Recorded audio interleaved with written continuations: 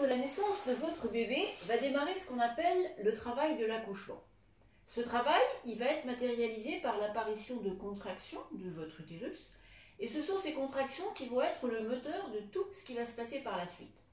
En gros, une contraction, ça aide le col de l'utérus à s'ouvrir, ça aide le bébé à descendre dans le bassin et ça aide le bébé à naître. Alors c'est quoi une contraction? Une contraction, c'est un durcissement de tout votre ventre. En général, la contraction démarre au niveau du pubis, monte sur les côtés et va jusqu'au fond utérin. L'utérus devient dur partout. Rapidement, à cette sensation de serrement, va s'associer une sensation douloureuse à chaque contraction et puis un relâchement entre les contractions.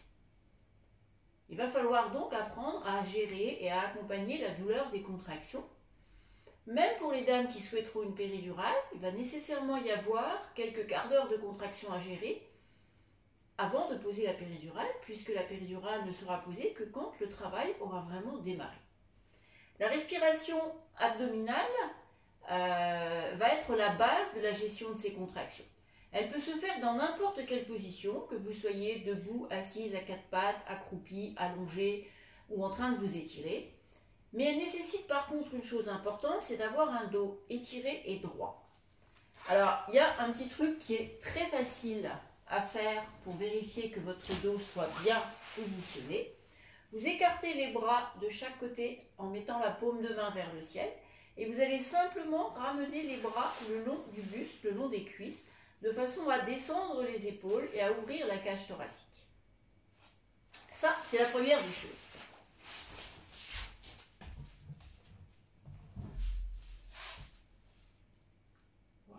Ensuite, on va venir poser les mains sur le ventre de façon à sentir ce qui s'y passe.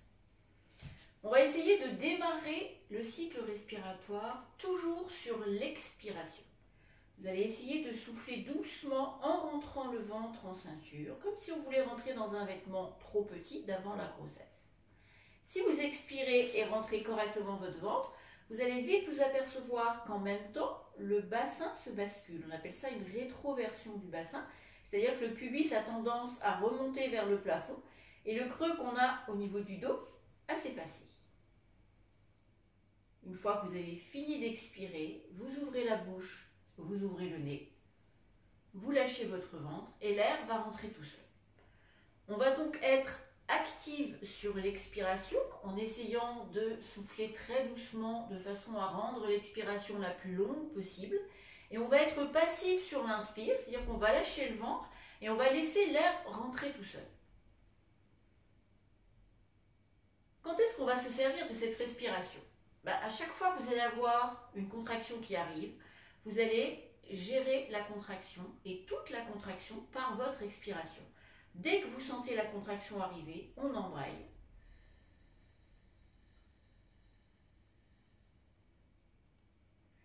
Et sur l'inspire, on lâche. Probablement qu'au début, les contractions ne vont pas être très longues, donc une seule expiration suffira à couvrir le temps de la contraction. Puis, le travail va avancer, les contractions vont être un petit peu plus longues et aussi un petit peu plus douloureuses, et il faudra nécessairement reprendre de l'air une fois, voire même parfois 2 fois, sur la même contraction pour accompagner cette contraction.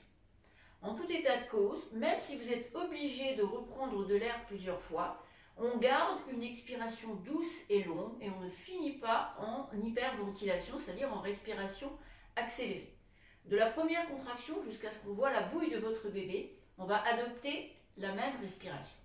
Et il faudra nécessairement accompagner toutes vos contractions de la même façon, de la première à la dernière contraction. Donc je vous rappelle, on se tient bien droite, on écarte les bras, on ramène le long du buste.